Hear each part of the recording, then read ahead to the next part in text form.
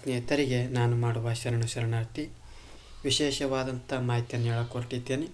ಯಾರು ಸ್ಪರ್ಧಾತ್ಮಕ ಪರೀಕ್ಷೆಗೆ ಕಾಯ್ತಾ ಇದ್ದಾರೋ ಅವರಿಗೆಲ್ಲರೂ ವಿಶೇಷವಾದಂಥ ಮಾಹಿತಿ ಏನಪ್ಪ ಅಂದ್ರೆ, ಕರ್ನಾಟಕ ಸರ್ಕಾರವು ಏನು ಮಾಡ್ತಾ ಇದೆಯಪ್ಪ ಅಂದ್ರೆ, ಈ ಪೊಲೀಸ್ ಕಾನ್ಸ್ಟೇಬಲ್ ಸಿವಿಲ್ ಹುದ್ದೆಗಳನ್ನು ಕರಿತಾ ಇದೆ. ಈ ಒಂದು ಸಿವಿಲ್ ಹುದ್ದೆಗಳ ಬಗ್ಗೆ ನಾನು ನಿಖರವಾದಂಥ ಮಾಹಿತಿಯನ್ನು ಹೇಳ್ತಾ ಹೋಗ್ತೀನಿ. ಈ ಒಂದು ಎಷ್ಟು ಹುದ್ದೆಗಳಿಗೆ ಕರಿತಾ ಇದ್ದಾರಪ್ಪ ಅಂದ್ರೆ, ನಾನ್ ಎಚ್ ಕೆಗೆ 3395 ಹುದ್ದೆಗಳನ್ನು ಏನು ಮಾಡ್ತಾ ಇದ್ದಾರೆ, ನೇರ ನೇಮಕಾತಿಯ ಮೂಲಕ ತುಂಬಿಕೊಳ್ತಾ ಇದ್ದಾರೆ. ನಾನು ನೇರವಾಗಿ ವಿಷಯಕ್ಕೆ ಸಂಬಂಧಪಟ್ಟಂಥ ಮಾಹಿತಿಯನ್ನು ಅಷ್ಟು ಹೇಳ್ತಾ ಹೋಗ್ತೀನಿ. ಈ ಒಂದು ಹುದ್ದೆಗಳು ವೇತನ ಶ್ರೇಣಿ ನೋಡೋದಾದ್ರೆ 37,000 ಇಂದ ಹಿಡಿದು 76,100ವರೆಗೂ ಈ ಒಂದು ವೇತನವನ್ನು ನೋಡ್ತಾ ಹೋಗ್ಬೋದು. ಜೊತೆಗೆ ಹುದ್ದೆಗಳ ಸಂಖ್ಯೆಯನ್ನು ನೋಡ್ತಾ ಹೋಗ್ತೀವಿ. ಪುರುಷರಿಗೆ ಮತ್ತು ಮಹಿಳೆಯರಿಗೆ, ಜೊತೆಗೆ ಸೇವಾನಿರತ ಪುರುಷರು ಮತ್ತು ಸೇವಾನಿರತ ಮಹಿಳೆಯರಿಗೆ, ತೃತೀಯ ಲಿಂಗ ಅಭ್ಯರ್ಥಿಗಳು ಕೂಡ ಈ ಒಂದು ಹುದ್ದೆಗಳಲ್ಲಿ ಅವಕಾಶವಿರೋದನ್ನು ಕಾಣ್ತಾ ಹೋಗ್ತೀವಿ. ಮತ್ತು ಮುಂದುವರೆದು ನೋಡ್ತಾ ಹೋಗೋಣ.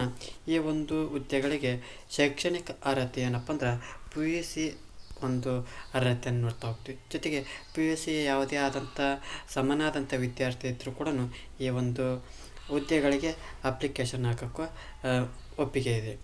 ಮತ್ತು ಮುಂದುವರೆದು ನೋಡ್ತಾ ಹೋಗೋಣ.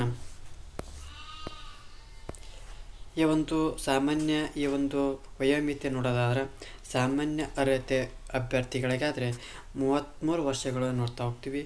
SC ST ಪ್ರವರ್ಗ 1, ಪ್ರವರ್ಗ 2A 2B 3A 3B ವಿದ್ಯಾರ್ಥಿಗಳಿಗೆ 35 ವರ್ಷಗಳು ಇರ್ತಾ ಹೋಗ್ತವೆ. ಕರ್ನಾಟಕ ಅರಣ್ಯ ಪ್ರದೇಶದಲ್ಲಿ ವಾಸಿಸುತ್ತಿರುವ ಬುಡಕಟ್ಟು ಅಭ್ಯರ್ಥಿಗಳಿಗೆ 38 ವರ್ಷ ಗರಿಷ್ಠ ವಯೋಮಿತಿಯನ್ನು ನೋಡ್ತಾ ಹೋಗ್ತೀವಿ. ಅದೇ ರೀತಿ ಇದು ನೇರವಾಗಿ ಆಯ್ಕೆಯಾಗುವಂಥ ಅಭ್ಯರ್ಥಿಗಳಿಗೆ.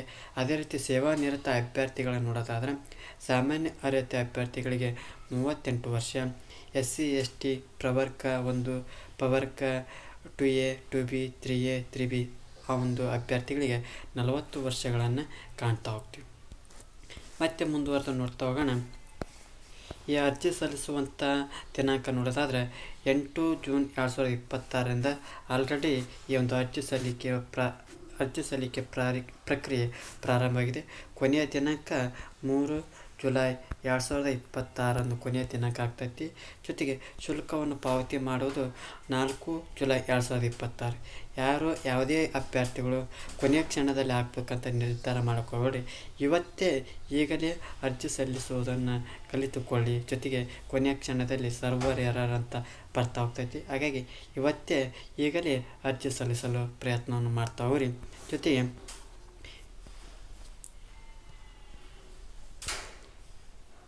ಹಾಗಾದ್ರೆ ಈ ಒಂದು ಶುಲ್ಕ ಅಂದ್ರೆ ಪರೀಕ್ಷಾ ಶುಲ್ಕ ಎಷ್ಟಿರ್ತೈತಪ್ಪ ಅಂದ್ರೆ, ಸಾಮಾನ್ಯ ಅರ್ಹತೆಗಳಿಗೆ ಮತ್ತು ಇತರೆ ವರ್ಗಗಳಂದ್ರೆ 2A 2B 3A 3B ಈ ಒಂದು ಅಭ್ಯರ್ಥಿಗಳಿಗೆ 750 ರೂಪಾಯಿಯನ್ನು ನೋಡ್ತಾ ಹೋಗ್ತೀವಿ. SC ST ಪ್ರವರ್ಗ 1 ಮಾಜಿ ಸೈನಿಕ ಮತ್ತು ತೃತೀಯ ಲಿಂಗ ಅಭ್ಯರ್ಥಿಗಳಿಗೆ 500 ರೂಪಾಯಿಯನ್ನು ನೋಡ್ತಾ ಹೋಗ್ತೀವಿ.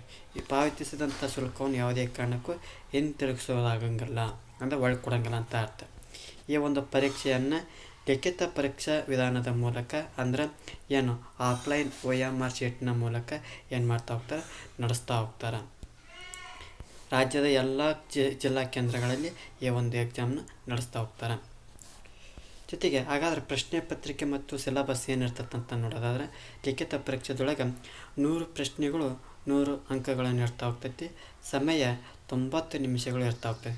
ವಿಶೇಷವಾಗಿ ನೋಡ್ತಾ ಹೋಗ್ರಿ, 1.5 ಗಂಟೆ 90 ನಿಮಿಷಗಳು ಇರ್ತಾ ಹೋಗ್ತವೆ. ಮತ್ತು 3 ತಾಸು ಐತಂತ ತಿಳ್ಕೊಬೇಡ್ರಿ, ಕೇವಲ 90 ನಿಮಿಷಗಳು. ಎಷ್ಟು ಪ್ರಶ್ನೆಗಳಿಗೆ 100 ಪ್ರಶ್ನೆಗಳಿಗೆ 100 ಅಂಕಗಳು, ಸಮಯ ಮಾತ್ರ 90 ನಿಮಿಷಗಳು ಇರೋದನ್ನು ಕಾಣ್ತಾ ಹೋಗ್ತೀವಿ. ಈ ಒಂದು ಪಠ್ಯಕ್ರಮ ಏನೇನೈತಪ್ಪ ಅಂದ್ರೆ, GK ಐತಿ, science, geography, history, Indian constitution ಮತ್ತು ರಾಷ್ಟ್ರೀಯ ಸ್ವಾತಂತ್ರ್ಯ ಚಳುವಳಿ, ಮಾನಸಿಕ ಸಾಮರ್ಥ್ಯ, ನೈತಿಕತೆ ಶಿಕ್ಷಣ ಒಳಗೊಂಡಂತೆ ಸಾಮಾನ್ಯ ಅಧ್ಯಯನವನ್ನು ನೋಡ್ತಾ ಹೋಗ್ತೀವಿ. ಈ ಒಂದು ಪರೀಕ್ಷಾ ದಿನಾಂಕನೂ ನೇರವಾಗಿ ಕೊಡ್ತಾ ಇದ್ದಾರೆ. ಯಾವಾಗಪ್ಪ ಅಂದ್ರೆ 2 ಆಗಸ್ಟ್ 8 ಅಂದರೆ 2/8/2026 ಸಮಯ 10:30ರಿಂದ 12 ಗಂಟೆ ಅಂದರೆ ಬೆಳಗ್ಗೆ ಈ ಒಂದು ಪರೀಕ್ಷೆ ನಡೆತಾ ಹೋಗ್ತೈತಿ. ಜೊತೆಗೆ ಕಡ್ಡಾಯ ಕನ್ನಡ, ಇದನ್ನು ಯಾರು ಕನ್ನಡ ಭಾಷೆನ ಪ್ರಥಮ ಭಾಷೆಯಾಗಿ ಯಾರು ಓದಿರುವುದಿಲ್ಲೋ ಅವರಿಗೆ ಈ ಒಂದು ಕಡ್ಡಾಯ ಕನ್ನಡ ಪತ್ರಿಕೆಯನ್ನು ಬರೆಯೋಕ್ಕೆ ಅವಕಾಶ ಐತಿ. ಅಂದರೆ ಬರೀಲೇಬೇಕು, ಅವಕಾಶ ಎಲ್ಲ ಬರೀಲೇಬೇಕು. ಯಾವಾಗ ಐತಪ್ಪ ಅಂದ್ರೆ ಎಕ್ಸಾಮ್ ಡೇಟ್ 2/8/2026. ಇಲ್ಲಿ ಕೂಡ ಋಣಾತ್ಮಕ ಮೌಲ್ಯಮಾಪನ ನೆಗೆಟಿವ್ ಐತಿ. ಅಂದ್ರೆ ಯಾವುದಾದ್ರೂ ಒಂದು ತಪ್ಪು ಪ್ರಶ್ನೆಗಳಿಗೆ ಉತ್ತರಿಸಿದಪ್ಪ ಅಂದ್ರೆ 0.25 ಅಂಕಗಳು ಏನಾಗ್ತಾವಪ್ಪ ಅಂದ್ರೆ ಕಳೀತಾ ಹೋಗ್ತಾರೆ. ಜೊತೆ ಇದಾದ ನಂತರದಲ್ಲಿ ಲಿಖಿತ ಪರೀಕ್ಷೆ ಆದ ನಂತರದಲ್ಲಿ ದೇಹ ದೃಢತೆ ಅಂದರೆ ಫಿಸಿಕಲ್ ಟೆಸ್ಟನ್ನು ನೋಡ್ತಾ ಹೋಗ್ತೀವಿ. ಅಂದ್ರೆ ಈ ಲಿಖಿತ ಪರೀಕ್ಷೆಯಲ್ಲಿ 1:5 ರಂತೆ ಅಭ್ಯರ್ಥಿಗಳನ್ನು ಏನು ಮಾಡ್ತಾ ಹೋಗ್ತಾರೆ, ಫಿಸಿಕಲ್ ಟೆಸ್ಟ್ ಮತ್ತು ಸಹಿಷ್ಣುತಾ ಪರೀಕ್ಷೆಯನ್ನು ಕೈಗೊಳ್ತಾ ಹೋಗ್ತಾರೆ. ಈ ಒಂದು ಅಪ್ಲಿಕೇಶನ್ ಹಾಕ್ಬೇಕಾದ್ರೆ ಪಾಸ್ಪೋರ್ಟ್ ಫೋಟೋ ಇರಬೇಕು, ಯಾವುದಾದ್ರೂ ಡ್ರೈವಿಂಗ್ ಲೈಸೆನ್ಸ್, ಪಾನ್ ಕಾರ್ಡ್, ಈ ರೀತಿಯಾದಂಥ ಓದ್ತಾ ಹೋಗ್ರಿ. ಈ ರೀತಿಯಾದಂಥ ಅಂಶಗಳು ಇರಬೇಕು. ಹಾಗಾದ್ರೆ ದೇಹ ದೃಢತೆ ಪರೀಕ್ಷೆ ಎಷ್ಟಪ್ಪ ಅಂದ್ರೆ ಪುರುಷ ಸೇವಾನಿರತ ಪುರುಷರಿಗೆ ಎಷ್ಟು ಇರಬೇಕಪ್ಪ ಅಂದ್ರೆ ಕನಿಷ್ಠ ಎತ್ತರ 168 ಸೆಂಟಿಮೀಟರ್, ಕನಿಷ್ಠ ಎದೆ ಸುತ್ತಳತೆ 86 ಸೆಂಟಿಮೀಟರ್ ಇರಬೇಕು ಕನಿಷ್ಠ, ಮತ್ತು ಪೂರ್ತಿ ವಿಸ್ತರಿಸಿದಾಗ 5 ಸೆಂಟಿಮೀಟರ್ ಇರಬೇಕು.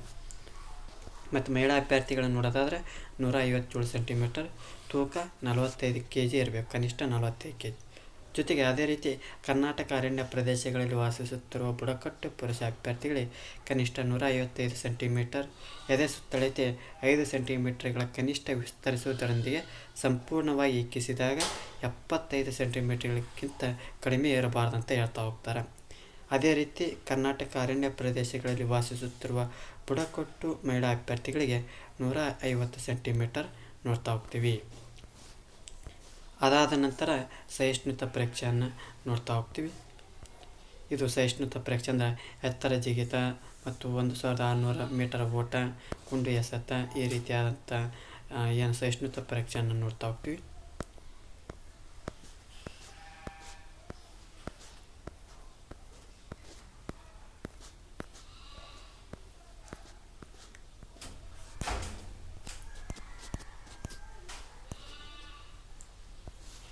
ಇದಿಷ್ಟೇನಪ್ಪ ಅಂದ್ರೆ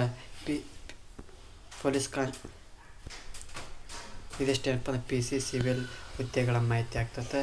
ಈ ಒಂದು ವಿಡಿಯೋ ಅಥವಾ ಈ ಒಂದು ಮಾಹಿತಿ ಸಮರ್ಪಕವಾಗಿ ಉಪಯೋಗವಾಯಿತರೆ ನಮ್ಮ ಒಂದು ಮಾಸ್ತರ್ ಯೂಟ್ಯೂಬ್ ಚಾನಲಿಗೆ ಏನು ಮಾಡ್ತಾ ಹೋಗ್ರಿ, ಸಬ್ಸ್ಕ್ರೈಬ್ ಮಾಡ್ತಾ ಹೋಗ್ರಿ. ಇಲ್ಲಿ ಕೂಡ ಅನೇಕ ಸ್ಪರ್ಧಾತ್ಮಕ ಪರೀಕ್ಷೆಗಳ ತರಗತಿಗಳನ್ನು ಮಾಡ್ತಾ ಹೋಗ್ತೀನಿ. ಒಮ್ಮೆ ತರಗತಿಗಳನ್ನು ವೀಕ್ಷಿಸಿ ಇಷ್ಟವಾದರೆ ಮುಂದುವರಿಸಿ, ಇಲ್ಲದಿದ್ದರೆ ಅಲ್ಲಿಗೆ ಬಿಡಿ ಅನ್ನುತ್ತಾ ಇವತ್ತಿನ ಒಂದು ವಿಡಿಯೋವನ್ನು ಮುಗಿಸ್ತಾ ಇದ್ದೀನಿ. ಎಲ್ಲರಿಗೂ ಧನ್ಯವಾದಗಳು.